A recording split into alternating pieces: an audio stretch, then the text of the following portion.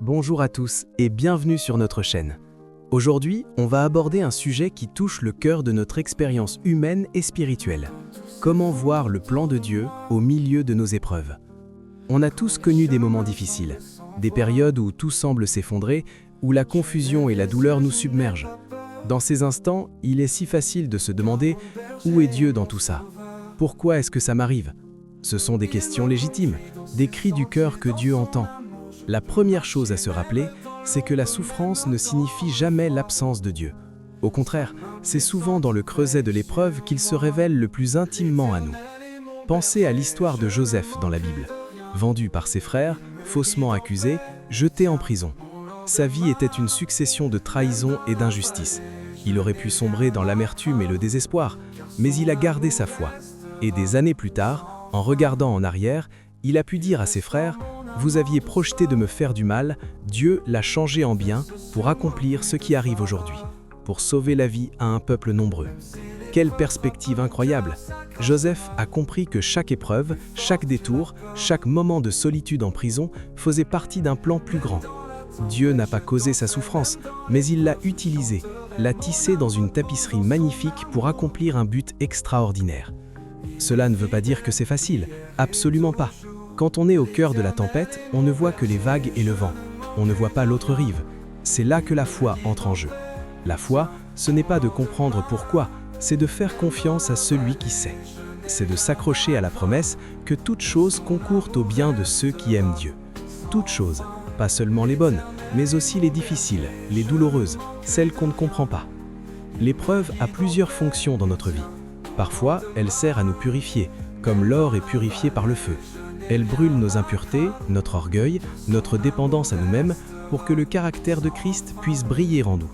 C'est un processus douloureux, mais le résultat est précieux. L'apôtre Pierre nous en parle en disant que notre foi, bien plus précieuse que l'or, est éprouvée par le feu afin qu'elle soit trouvée digne de louange, de gloire et d'honneur lors de la révélation de Jésus-Christ. D'autres fois, l'épreuve nous prépare, elle nous équipe pour une mission future. Les années de solitude de Moïse dans le désert l'ont préparé à guider le peuple d'Israël. Les épreuves de David, pourchassé par Saül, ont forgé en lui le cœur d'un roi selon le cœur de Dieu. Dieu utilise nos difficultés pour développer en nous la patience, l'endurance, l'empathie, des qualités indispensables pour servir les autres. Si vous traversez une épreuve, demandez-vous: « Seigneur, que m'apprends-tu? Comment me prépares-tu pour ce qui vient après ?» L'épreuve peut aussi être une occasion de témoigner de la puissance et de la fidélité de Dieu. Quand le monde nous voit traverser des difficultés insurmontables, avec une paix qui dépasse toute intelligence, avec une joie qui ne dépend pas des circonstances, cela devient un témoignage puissant. Notre manière de réagir dans l'épreuve peut parler plus fort que 1000 sermons. C'est une opportunité de montrer au monde que notre espérance n'est pas dans les choses de cette terre, mais en un Dieu vivant et souverain. Alors, comment faire concrètement pour s'accrocher à cette espérance quand tout va mal? D'abord, ancrez-vous dans la parole de Dieu.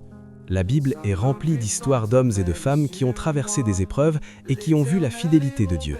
Leurs histoires nous rappellent que nous ne sommes pas seuls. Méditer sur les psaumes, par exemple, peut être incroyablement réconfortant, car on y voit l'expression brute de la douleur humaine, toujours suivie par un retour à la confiance en Dieu. Ensuite, priez. Pas seulement des prières polies, mais soyez honnêtes avec Dieu. Déversez votre cœur, vos peurs, votre colère, votre confusion. Il peut tout entendre.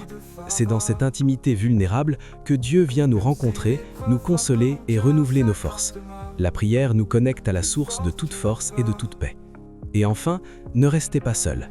L'isolement est un piège de l'ennemi. Cherchez le soutien de votre communauté, de vos frères et sœurs en Christ. Partager nos fardeaux les rend plus légers. Entendre le témoignage de quelqu'un qui a traversé une épreuve similaire peut nous donner un espoir immense. C'est le rôle du corps de Christ, pleurer avec ceux qui pleurent et se réjouir avec ceux qui se réjouissent.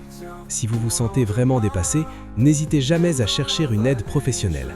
Parler à un conseiller ou un psychologue chrétien n'est pas un signe de faiblesse, mais un acte de sagesse pour prendre soin de l'âme que Dieu vous a confiée. Je veux vous laisser avec cette pensée. Dieu est un artiste souverain. Il est en train de peindre une œuvre magnifique avec votre vie. Pour l'instant, vous ne voyez peut-être que des coups de pinceau sombres, des couleurs qui semblent chaotiques et sans signification. Vous êtes trop près de la toile. Mais un jour, vous prendrez du recul et vous verrez l'ensemble de l'œuvre. Vous verrez comment chaque épreuve, chaque larme, chaque moment de doute a été utilisé par sa main habile pour créer quelque chose d'une beauté et d'une gloire inimaginables. Gardez courage, le plan de Dieu est parfait, même quand le chemin est douloureux. Il est avec vous à chaque étape. Il ne vous abandonnera jamais. Faites-lui confiance, même quand vous ne comprenez pas. Sa fidélité est votre ancre dans la tempête. Merci de nous avoir suivis. Si cette vidéo vous a encouragé, n'hésitez pas à la partager à quelqu'un qui pourrait en avoir besoin. Abonnez-vous pour plus de contenu et laissez un commentaire pour partager comment vous avez vu la main de Dieu dans vos propres épreuves. À très bientôt.